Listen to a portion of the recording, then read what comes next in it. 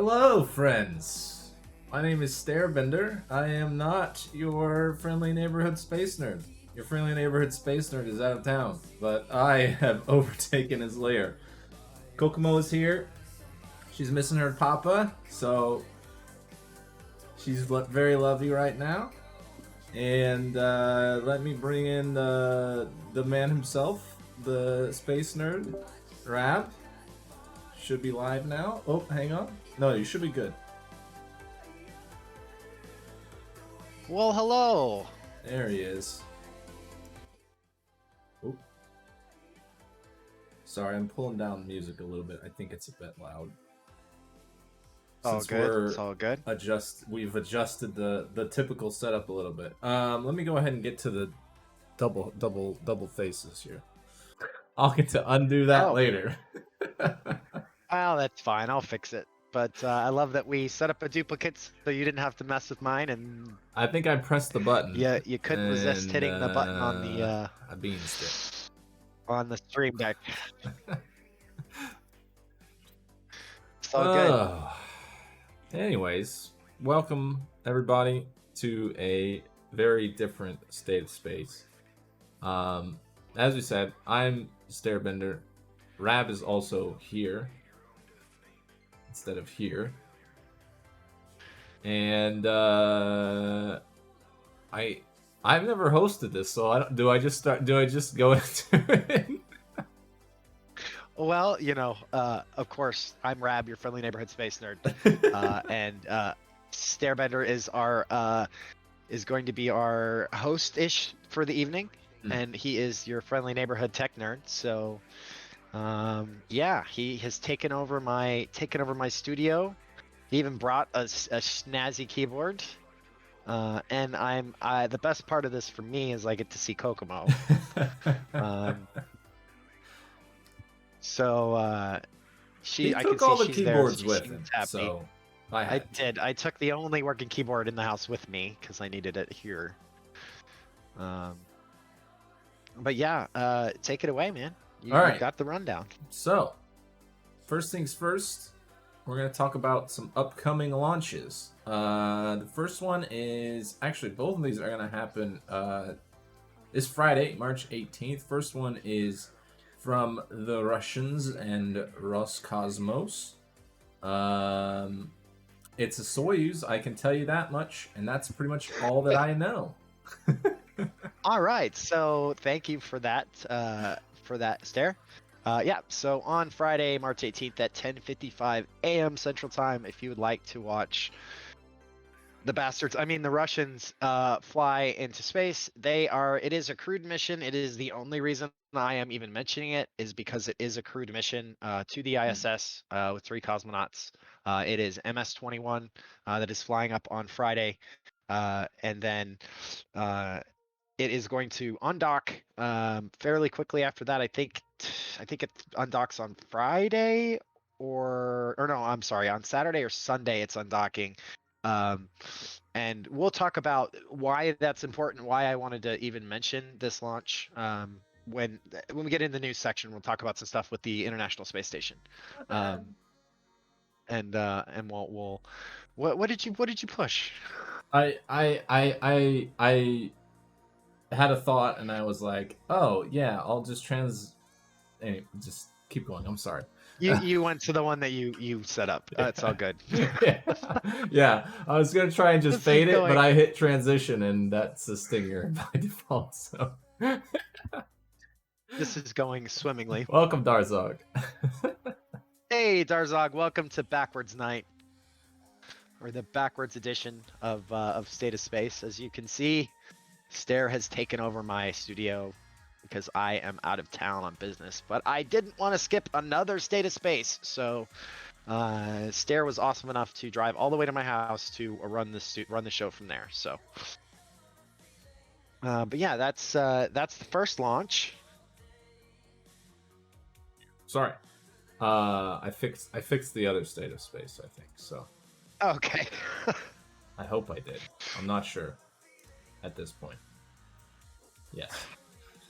The other launch on Friday is going to be a Falcon 9 from SpaceX. I can see that they are launching some more Starlink satellites. Yep, that's it's the 12th group of the Starlink 4 generation. They're really getting up there in numbers now. I think they're upwards of 3,000, I believe, satellites are now up. I could be wrong on that. I honestly, there's been so many launches that have happened, and so many. I just kind of lost track because it's like every week or every other week they're putting up another 40 satellites. Um, Hey. so yeah, that's pretty exciting. So that's also on Friday, and that's at 9:55 p.m. Central.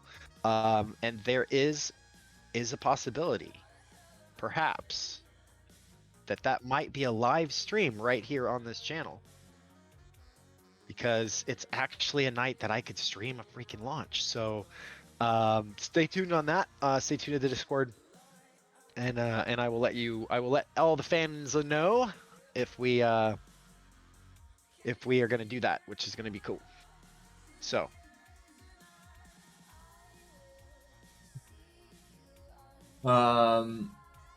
Which that kind of brings us into our news segment. Um, which actually, before I get to that, hey Rab, do you want me to kill the music? yeah, that'd be good. I just thought about that. My bad. Oh, good. Anyways, I can't hear the music, so I didn't know that you still had talking it on. about SpaceX brings us to our first news item for this state of space, which is SpaceX had a little birthday this week. They did. Yesterday on the 14th of March, they did turn 20 years old. It was the 20th anniversary of the actual beginning of SpaceX, which is pretty awesome. It's amazing what they've done in 20 years. I actually just finished reading a biography, kind of the definitive biography on Elon Musk. I ended up finishing that last night, actually. And I just a random recommendation. There's a book by Eric Berger from Ars Technica. He wrote a book called Liftoff, which is about the beginning of SpaceX. And I highly recommend it. I know I've wrecked it on the stream before. That really goes into how they kind of how they got off the ground. So if you aren't aware, it started with the Falcon 1, which was named for the Millennium Falcon, in fact. Oh, that's And they interesting. did launch it. Yeah, yeah. Elon is a big Star Wars fan, so that is where the Falcon name originated. Was from the Millennium Falcon. Uh, so that's also why the Tesla Model X, the wing doors, been wing doors. It's another throwback to the Millennium Falcon. Anywho, Hmm. so they had the Falcon 1, which failed quite a few times. They had lots of issues with it. One of my favorite stories involved with it is they were really getting into the crunch and really getting the crunch on money because Elon had put almost all the money he had into SpaceX and Tesla, and he was running out of money, and both companies were not doing well.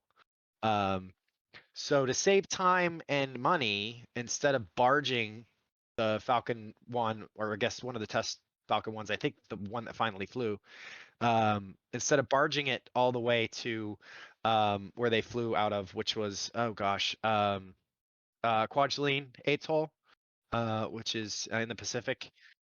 Which is the whole story with that. They were trying to fly into Vandenberg, and the Air Force wouldn't give them any respect and kept blocking them. They tried to fly to Florida, and NASA wouldn't give them any respect and blocked them.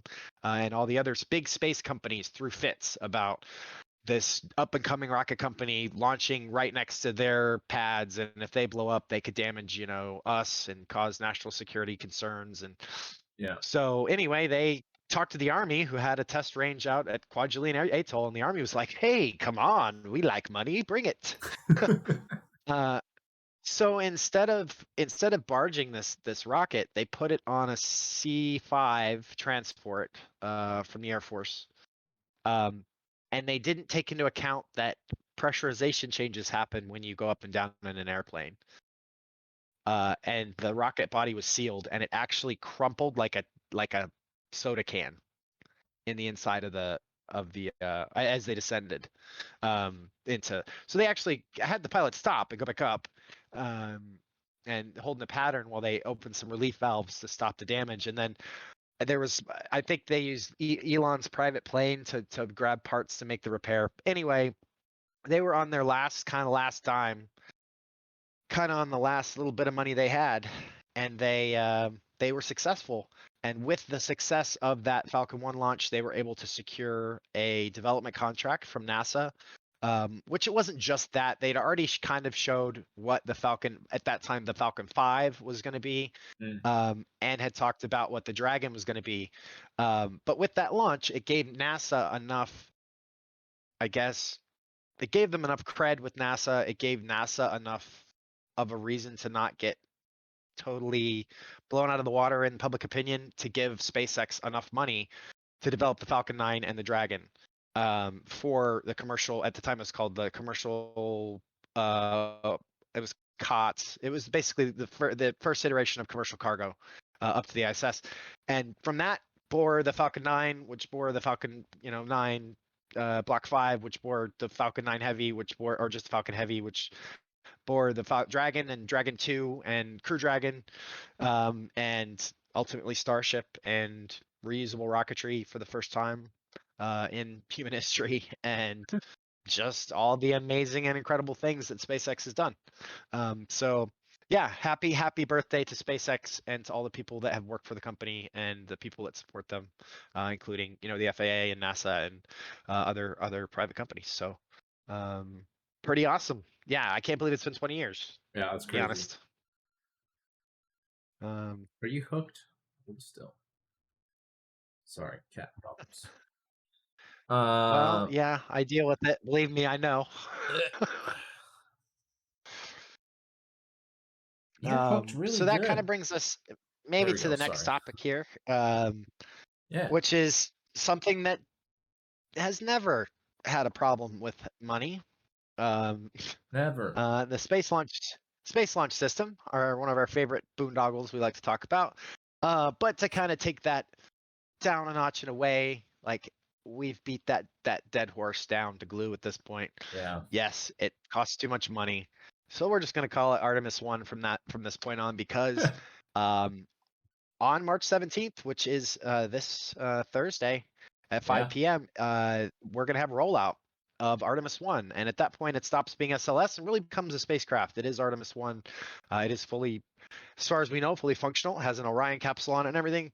And it is going to be rolled out from the VAB, or the VAB, also known as the Vehicle Assembly Building, which, fun fact, is the largest vertical structure via area in the world. I think at one point it was the largest building in the world. I don't think it is anymore. But it's so huge and wide, it actually has its own weather systems inside. So it actually can rain inside the VAB. And What it the also hell? actually, at the top of the VAB, it sometimes will generate clouds. Literally will generate at the top of the VAB, which is how big this damn building is. So yeah, pretty fun fact about the VAB or VAB. So it is going to be rolled out from the VAB to pad 39B, which is not as famous as 39A, but it was used for 39B was used for the Apollo program. It was used for many space shuttle launches. Came out of 39 Bravo. So it is going to be on the crawler, which is a massive structure that has these giant take treads, can move stuff. It's actually the same machine that was built for Apollo and has just been maintained and modified for the shuttle, and now has been modified for SLS. Oh, interesting.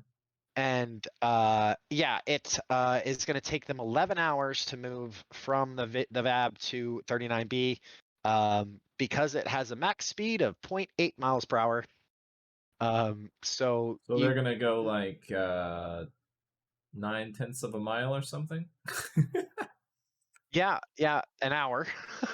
0.8 of a mile an hour is how far they're gonna go. Oh yeah, so sorry. it's more than that. I mean, if we think about it, super bad there. Sorry. yeah, bad maths. So I mean, we could do the math. I mean, it's like what about eight They're point eight miles? yeah, they're gonna go 8.8 miles. Okay, Um, that was which horrible math. you know, funnily, it moved faster with the Saturn. I want to say it moved 3 or 4 miles an hour, and I think with the shuttle, it also moved like 3 or 4 miles an hour. From what I was told, it was, or from what I remember, not from what I saw, from what I've kind of read, for Saturn and um, the shuttle, it was basically walking speed. Like you could walk at a normal, comfortable speed next to it, and that was Yeah, about how fast it moved. Um, I think they're being very careful with their $30 billion rocket, so they're going a lot slower. I mean, I guess that makes sense, but makes you wonder too how fragile it is. Well, I think that could be part of it too. Is it's the first time they moved it on the crawler like this. I think they want to make sure there's no surprises or any other things that we're not, aware of Yeah, as far as the as far as that goes. Oh, hey, Giggle Muffins, welcome to backwards edition hello, of Giggle State of Muffins. Space. Um, so yeah, that kind of brings us to, so all this is leading up to what the next thing for Artemis is, for Artemis 1, is the wet dress rehearsal is scheduled for April 3rd. And I'm sure the question most of you would like to know is, what is a wet dress rehearsal? What is a wet dress Um, rehearsal, Space Nerd Man? uh, They are actually, a wet dress rehearsal is they're going to take it all the way to the point that they would fire the engines. So Oh, um, okay. they'll go through the entire countdown down to, I think, T minus 10, and then they stop. But that includes completely fueling the rocket, fully fueling it with everything it would be fueled with. So liquid oxygen, hydrogen, whole 9 yards. The solid rocket boosters are live. They're not, you know, boilerplate or anything. So yeah, it's a live rocket, and they're going to take it all the way to the point that that they could fire it, and then they'll back off, and that'll be it. But it allows them to test all of the integration between the launch control center, mission control, the rocket, the fueling system, the umbilicals, the crawler, the mobile launch tower, the all of it. They can go through all that testing. Um, so yeah, it's pretty good, and that's leading us hopefully toward NASA's saying we could see the launch of Artemis 1 in June. Um, so with all the boondoggle discussion aside, I mean, this is going to be a really cool rocket to see fly. It's gonna be a Um, really nice broomstick.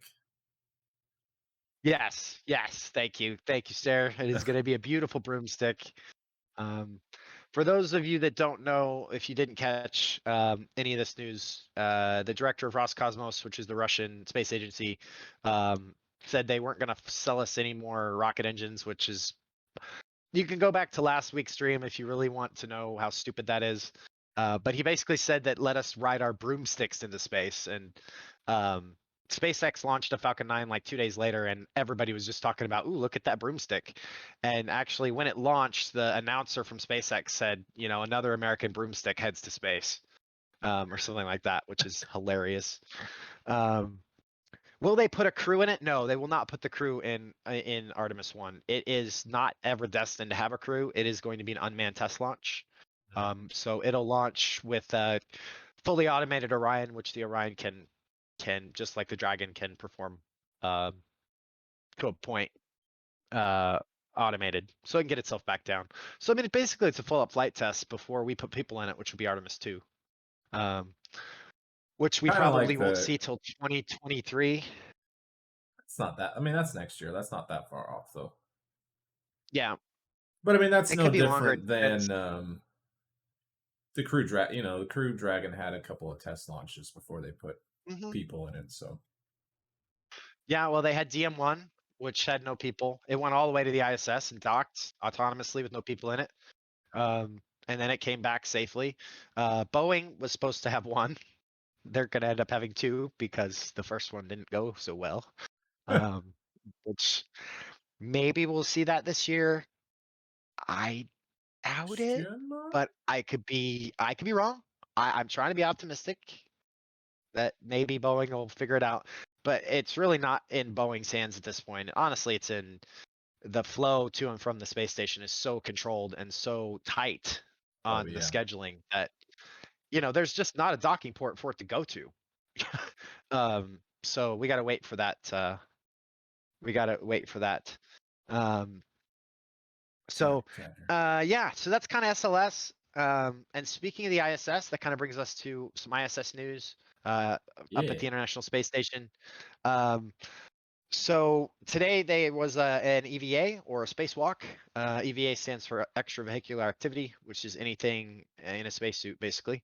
Um, and it's actually designated US EVA 79. Um, and it was Caleb Barron and Rajachari, both were rookies doing a full spacewalk, and it was 6 hours and 54 minutes. And during that spacewalk, they installed brackets for and some connections and fittings for a new rollout solar panels that are being put over the existing solar panels, which are starting to degrade. And these are much more powerful, and they roll out kind of like if you ever remember having like a fruit by the foot. They kind of roll out like that, just like um, yeah. Amazing.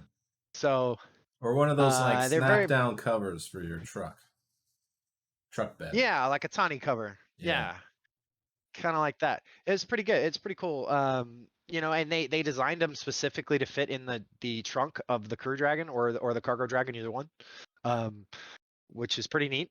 That they built them specifically to those specifications to fit into the unpressurized cargo on the Dragon. So I believe that I think it's supposed to come up on the one they're replacing is supposed to come up on the next Cargo Dragon.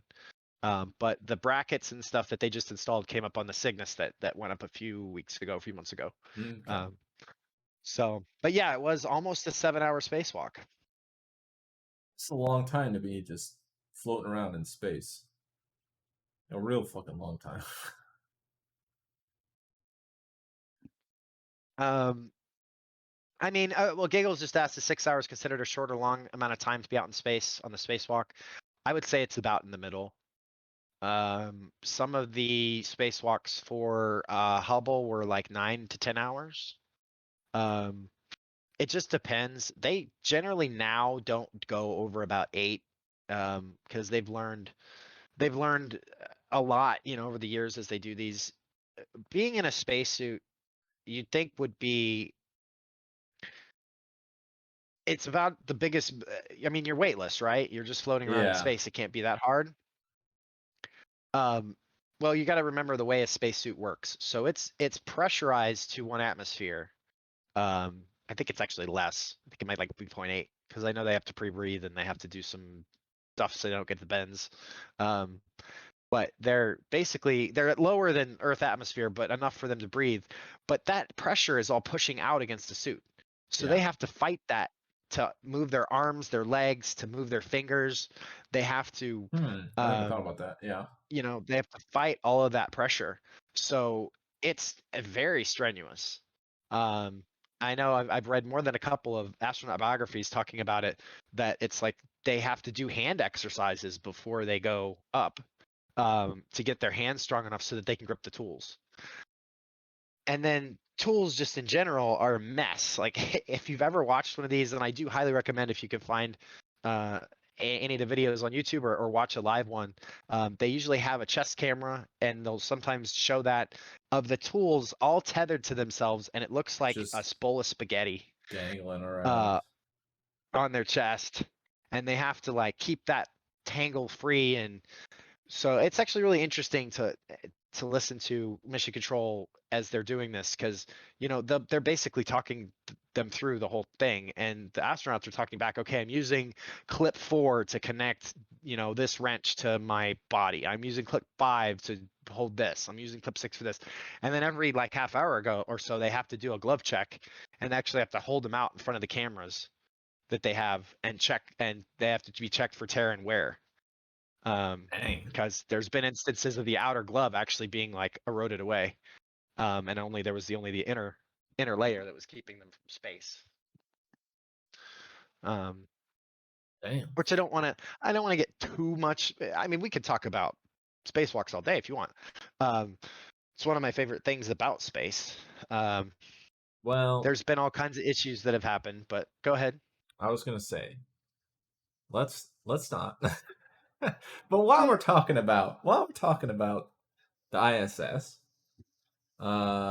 there's a new record for the longest American space flight. There is for the longest continuous American space flight. I probably should have put that. Continuous. Sorry. Um, so longest continuous American space flight it has been surpassed. It was Scott Kelly. He had been previously up a few years ago on what was famously known as the Year in Space. There's some really cool documentaries out there about it. One's particular from Time magazine, I think, is on Netflix. That is pretty neat.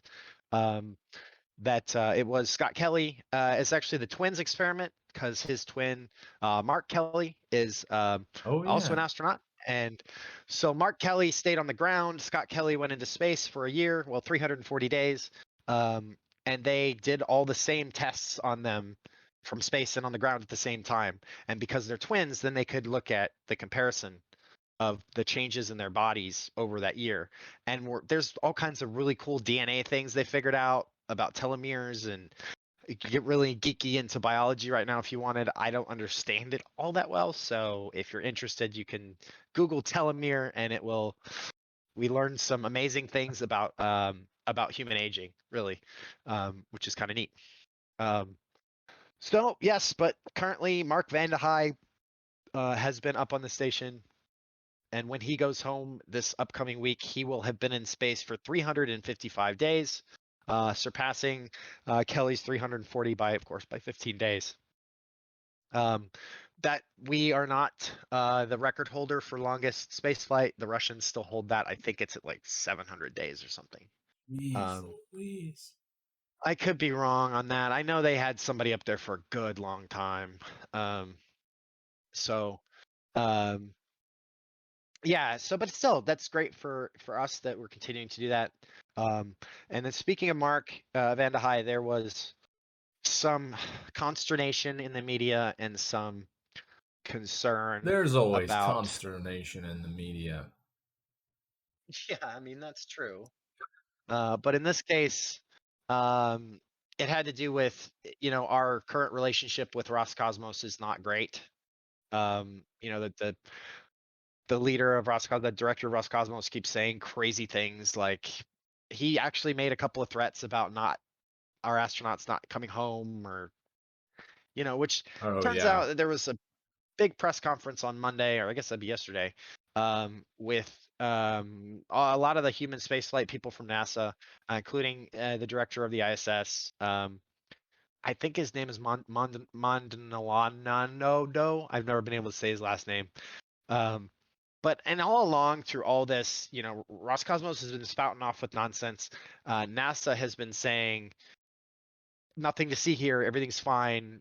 We're still working with our partners. We're still working with Mission Control in Moscow. The astronauts are safe, and they really kind of triple down on that during the press conference. That it's like these people that are up there, astronauts and cosmonauts, they're kind of insulated from what's going on down here. They're still a crew. They still work together. There's been no issues up there. They don't honestly care about the politics going on the ground. They care about getting their jobs done. They care about each other as a crew. Honestly, the cosmonauts and astronauts do care about each other, um, and that's all they're worried about is taking care of themselves and their mission. So it was like, of course he's coming home on the Soyuz, and that's not. There's no problem with that. Like, and everything's fine. Everything's going to be good.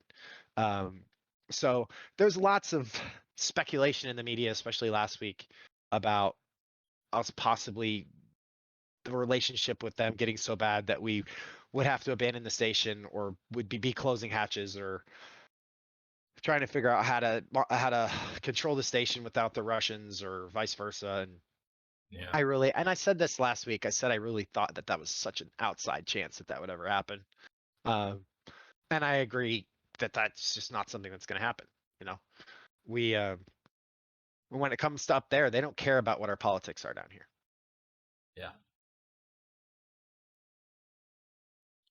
Oh, I see. I've tweeted. I did a You've thing. tweeted? Okay, old man. Or not tweeted.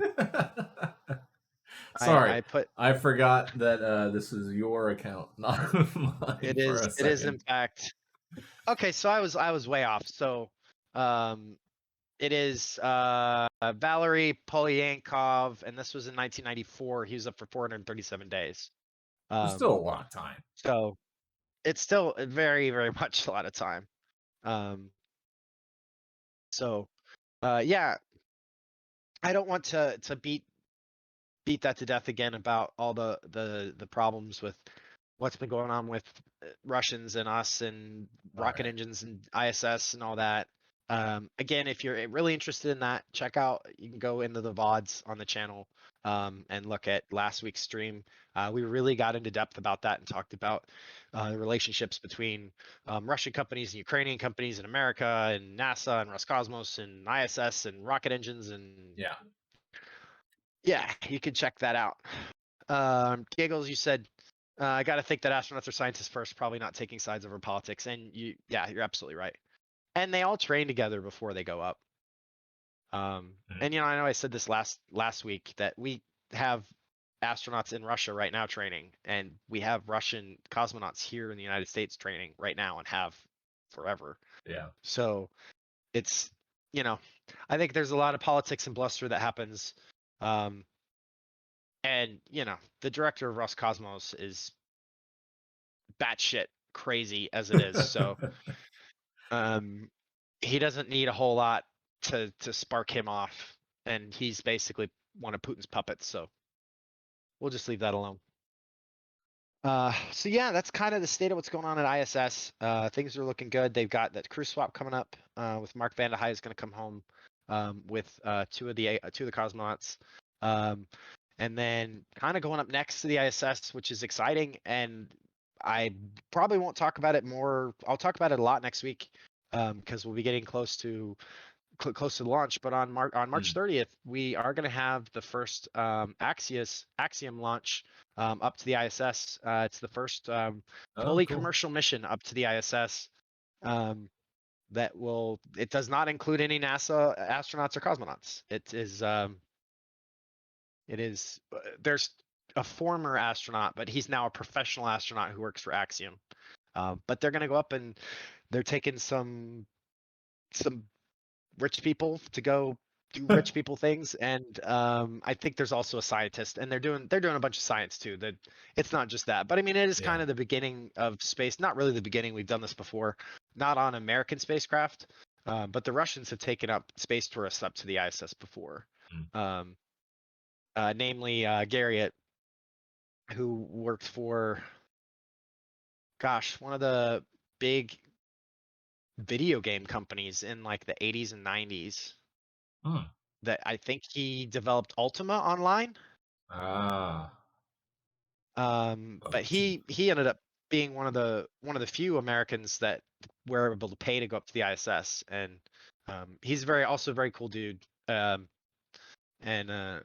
I Richard Garriott. Yep, thank you, Darzog. For some reason I could not remember his first name. All I could think of was his dad's name, who was Owen Garriott, who was a legit astronaut on Skylab. um, so yeah, it's going to be exciting, and that's going to be March 30th. I'll definitely talk about that more. I guarantee that probably next week's State of Space that's going to be our main story. Is we'll really dig into exactly who's going up on the Axiom mission, and I think probably our focus next week is going to be really tight on commercial space and what's coming up, because we got a lot happening Mm. this year specifically with commercial space. Um, Cool. so I think that's enough about the ISS. Enough about that. Let's bring it back to Earth. Yeah. Well, Bring it sort back of. to Earth, Bring it or back to Earth so we things that can are shoot it back up out of into orbit and things. Um, so we can leave again. yeah, we got a new player. We got a new player 3 enters the game. Yeah, uh, really. I'm trying to think if it was okay. If we're talking about American space let's say companies, what American player space number would they companies. be? Yeah. Okay. Well, I'm going to say only orbital. We're only going to talk about orbital. Okay, only orbital. So that would be SpaceX, Okay. ULA, Okay. Northrop Grumman, Okay. Rocket Lab. Okay. Is Rocket Lab US? Um, yeah, Oh, okay. yeah. They're fully American owned. They just fly out of New Zealand. Okay, that's why I was Um, curious. Okay. it's actually a joint company, American, New Zealand, but it's all incorporated here in the United States. Okay. Okay. Okay. Um, Okay. Virgin Orbit. Okay. All right. Anyway, the metaphor is falling Um, apart now. the what? The metaphor is falling apart now. I know. Okay. Yeah. Sorry. All right. So I guess player 6 entering the game. I probably missed a couple, and feel free to correct me in the comments on who I forgot um, of active space companies. But Astra has joined the Uh, game. Um, they had a well. First of all, I want to mention that they announced they were supposed to fly yesterday, and all they had told us before the flight was that they were testing a new dispenser, a new satellite dispenser. hmm, And it was interesting. also it was kind of hush hush, kind of like very odd what was going on with it. And then they scrubbed for weather, and then they announced that they had signed a multi-launch contract with Spaceflight, which Spaceflight Inc. is a what's the best way to describe them? They're like a commercial travel agent for satellites. So companies go to them and say, I have these satellites or a satellite and I want it to get to orbit. And spaceflight will package these missions together into stuff that is more affordable and then sell those packages to SpaceX or to ULA or to Astra or to Ah, Rocket Lab. okay. Um, so instead of the companies, the launch providers having to say, okay, I have space for you and I have space for you and you can come to, Spaceflight does that all, packs it all in a nice bundle and says this is at the maximum for to go on a Falcon 9, or it's at the maximum to go on, in this case, an Astra Rocket 3. Um, and so, yeah, space logistics company, I think is the best way to put it, Darzog. But I like my commercial uh, travel agent for satellites better. Um, Travel agent for satellites. Okay. All right. I'll allow it. um, so they announced a multi-launch contract with Spaceflight, and then announced that this mission was actually a Spaceflight mission, and then it became renamed to Spaceflight, and it was supposed to fly this morning, and lo and behold, it did. Um, it launched this morning at, I believe, 11:22 a.m. this morning, Central Time. Um, it's launched without really any incident. There was kind of a funny moment during the countdown. They called off saying that, and this is pretty normal. They were within T minus 10 minutes, and they say, okay, anything that's a no-go item at this point is needs to be a hold, and we'll stop the count. Which usually at that point, their rocket fuel's on board. Like if something's wrong that maybe we don't want to launch, they need to stop the count and figure out what's up. And they were doing a last minute poll. I think it was like a T minus 4 minutes or something. And they went through and were calling, like you've heard, anytime you watch the launch or if you watch Apollo 13, the movie, or they call to the different segments of the mission control to ask if they're ready. And they got to Booster and said, Booster, go no go for launch. And she said, we're no go right now. We're waiting on this fueling to finish or whatever. And it was like this awkward silence, just like I can just imagine the launch director like, what? Everyone's like, this shit again. God damn it. They're like, did she just say we were no go? And then it was just like kind of a pregnant pause, and then she's like, oh yeah, we're go. It's like, and sometimes with these baby. I'm sorry, there's still a baby space company with these baby launch providers. They're gonna have little stumbles, which are fun. I think it's fun. It makes it more interesting. Um, if everything goes perfect every time, it gets pretty boring pretty fast. Yeah.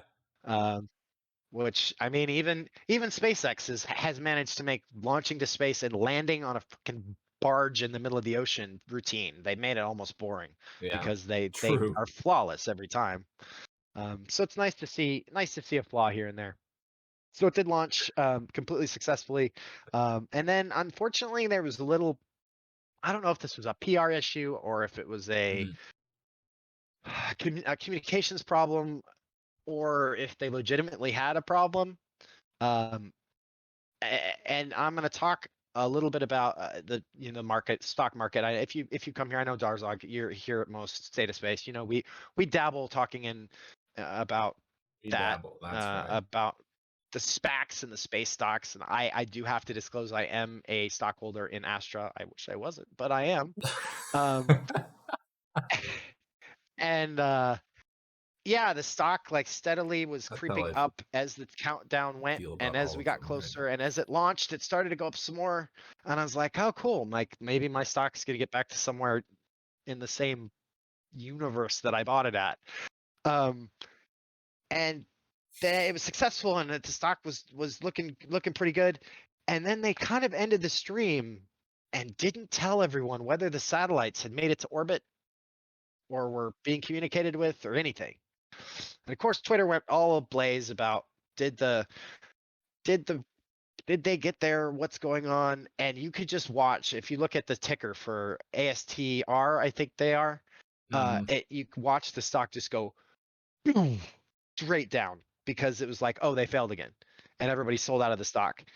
So they came back on, turned their live stream back on about 10 minutes later to have their CEO on to say, no, the satellites are healthy. They're all talking to the ground. They've all been released. They're all in their proper orbits. And then, the whole standard, we're so proud of our staff and people, and thank you to the NASA and the FAA and spaceflight and blah, blah, blah.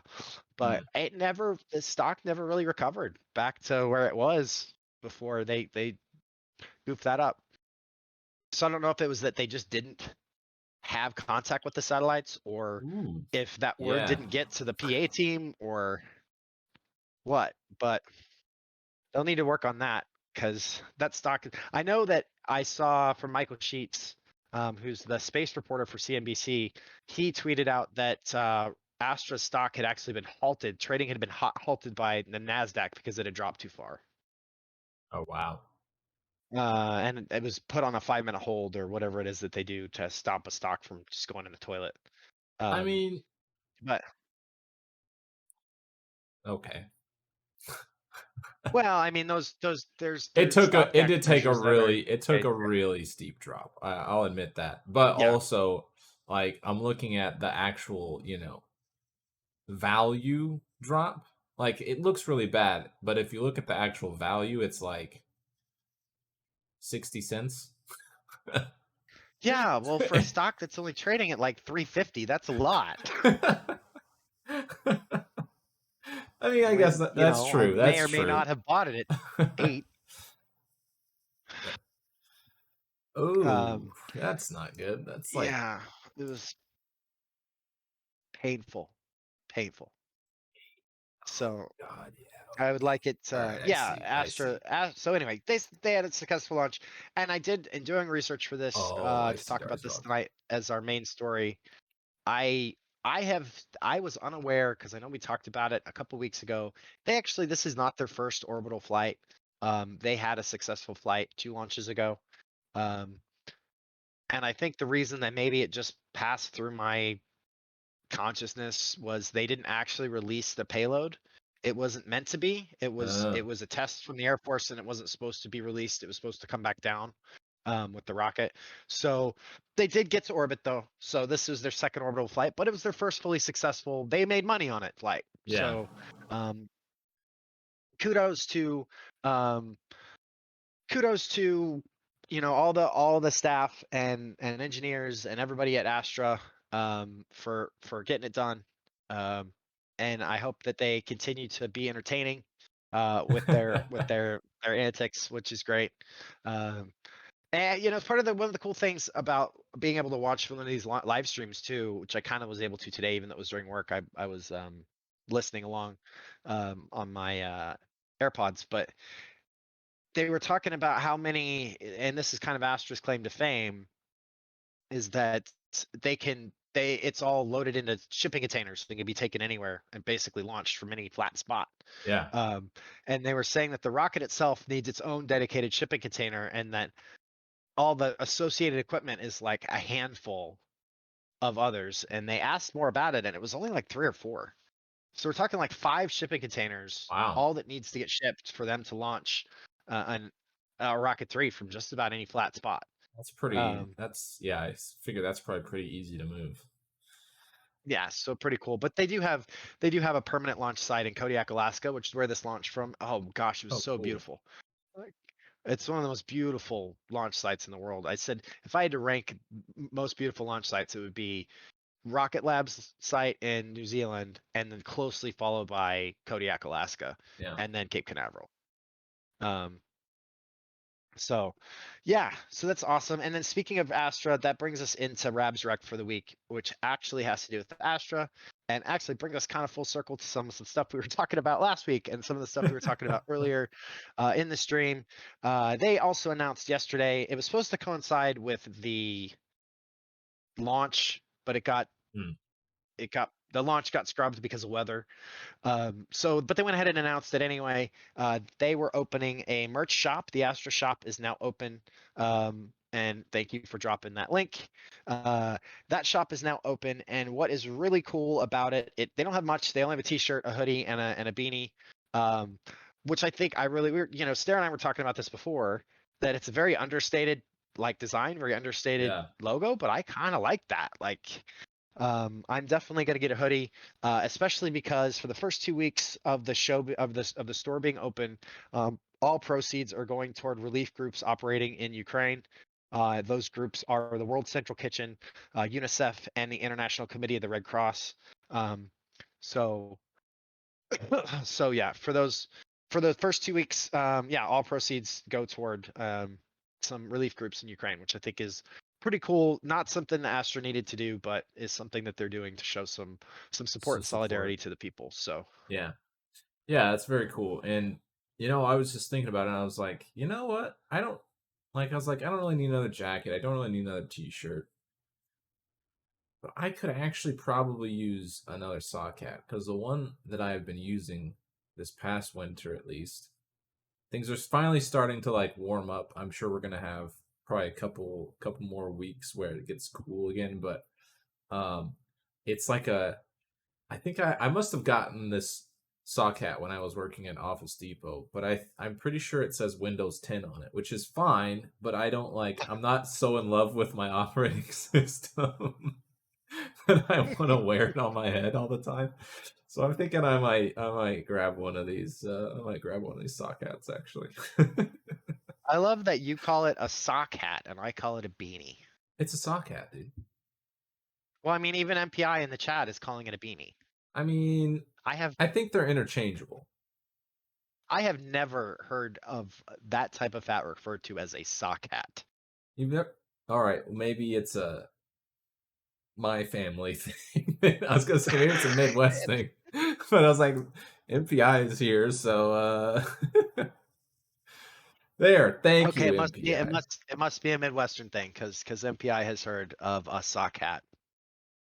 Um, giggles. I still remember the morning I turned on my PC to find Microsoft had forced their sock hat upon my head. I love it. I think MPI's got it really down though. I think my mom calls them sock hats, is what he said. So I think you're maybe just a little behind the times there. Well, I'm old fashioned or something, I guess. I don't know. I guess. I only hang out with old people, so you know. Take Wow. take that what you will about it. Wow. I see how it is. I see how it is. Shoot. All right. Fine, I'll Well, buy the beanie. Is everyone happy now? yes.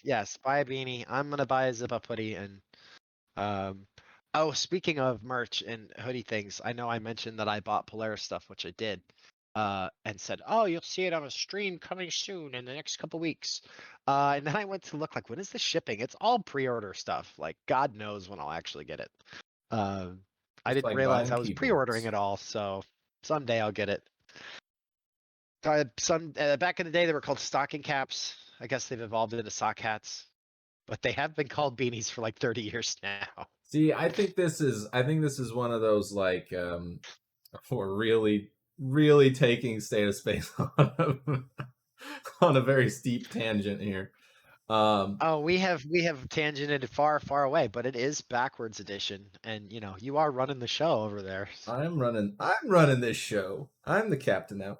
I think it's one of those things where like soda versus pop or like Firefly versus Lightning bug. lightning bug, which so interestingly, at least most of the people that I know around here, they don't say soda and they don't say pop.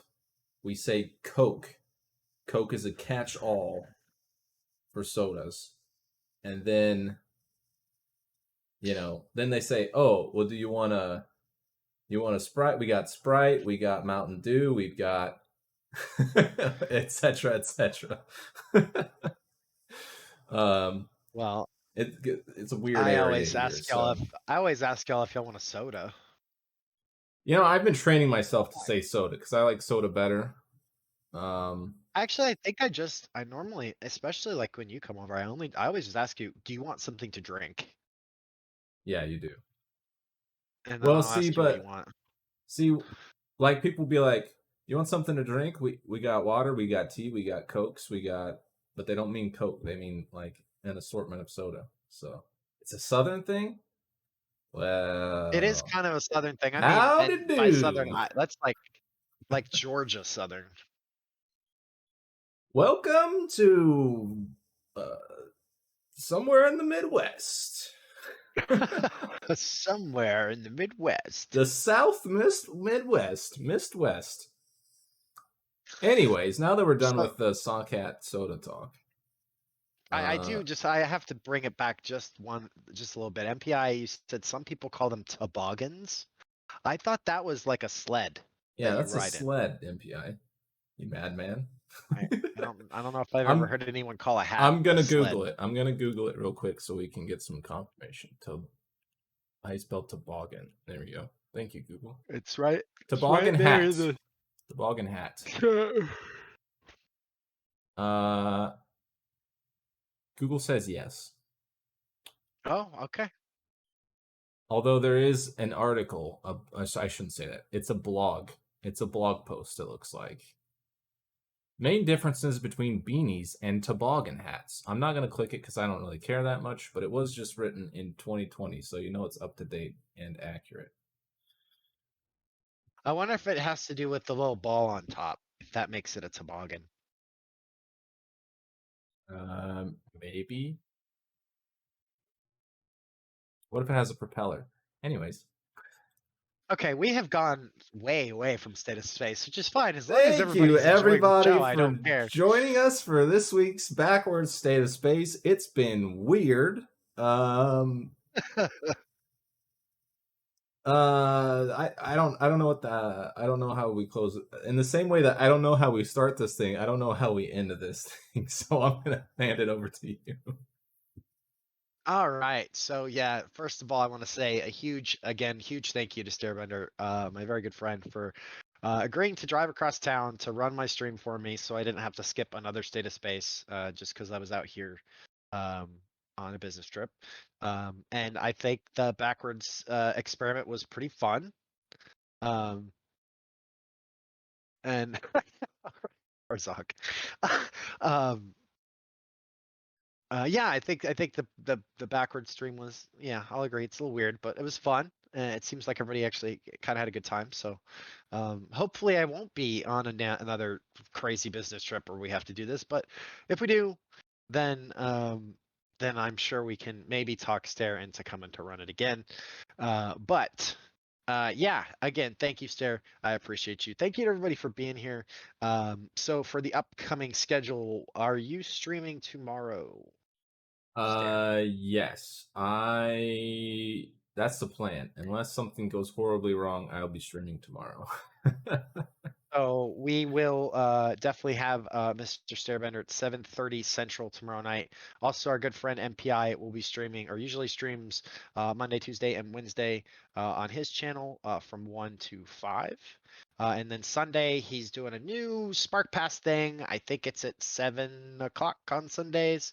Um, and then, of course, our good friend Persephor streams whenever he feels like it. And then on Monday has his on Monday nights for sure at 7:30 he has gaming and the very cool Smash tournament. So yeah, don't miss the rest of our stream family, or at least what I call my stream family.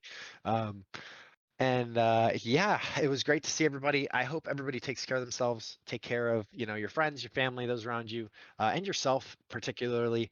Um, also, mark on your calendars March 30th for the next flight for Axiom, Axiom 1 up to the ISS. Most likely we'll be streaming that in some capacity as long as I can make the date work. And then on this Friday, March 18th, stay tuned. I might be streaming a Falcon 9 launch at about 9:30 or so on Friday night. So, yeah. But thanks for being here. You have anything you want to say, Stair, before you take us away? Nope. Just take care of yourself, take care of those around you, and whatever else Rab usually says at the end of his streams. Why is that not working? It worked that time. Oh wait, that's There you the go. wrong. Oh, I see. He has his own command. I'll have to make one for Spark Pass, but he does have his own command. Okay. Anyways, yeah. Have a great night, and we'll see you back here soon. Bye. Bye, guys. Hopefully, Ah, we'll be switched the other way next time. how do I mute things?